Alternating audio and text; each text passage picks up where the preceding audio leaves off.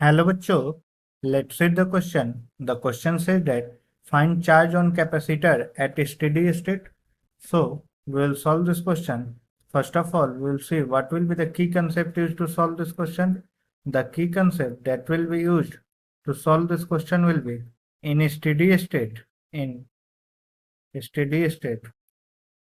current through the branch containing capacitor or current through capacitor is 0.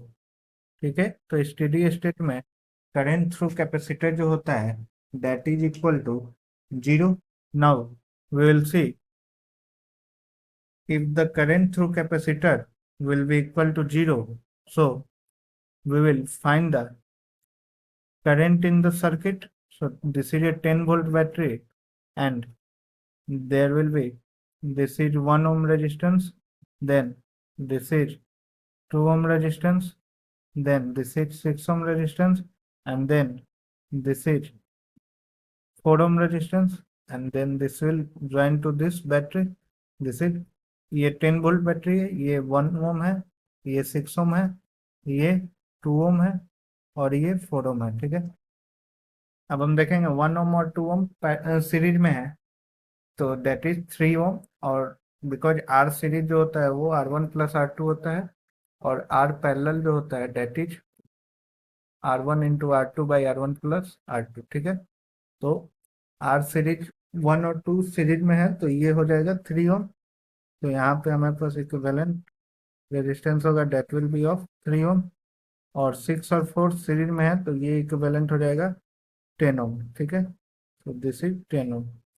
अब ये 10 और 3 parallel में है तो आर में आर इक्विवेलेंट कितना होगा 10 into 3 by 10 plus 3 that is 30 by 13 ohm.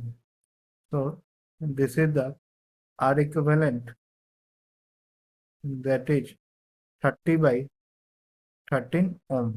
So हमारे पास current in the circuit I होगा that will be 10 by V by R that is 10 by 30 by 13. So this is 13 by 3. This will be the 13 by 3 ampere is the current in the circuit. So यहाँ से हमारे पास 13 by 3 current आ रहा है इधर. अब देखिए अब क्या होगा, इधर 6 और 4 10 है और इधर कितना है 3. ठीक है, तो करंट डिवाइड होगा.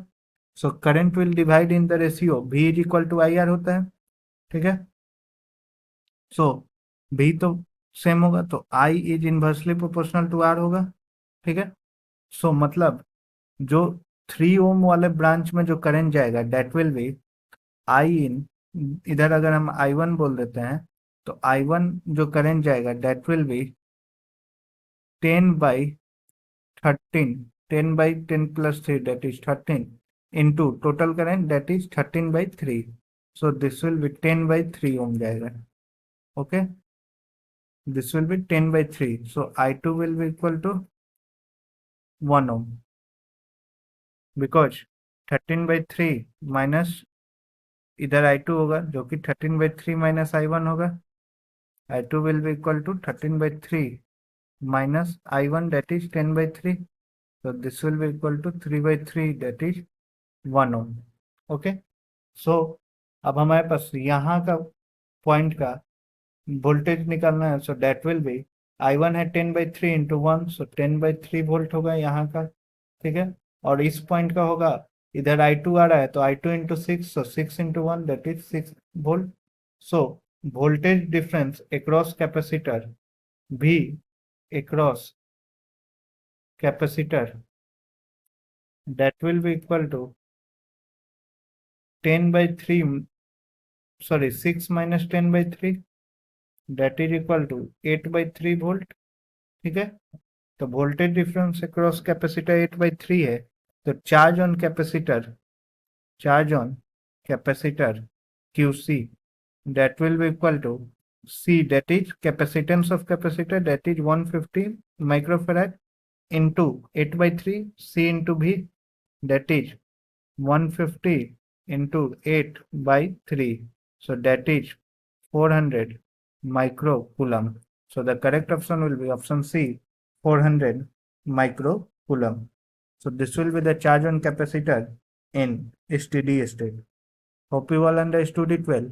Best of luck.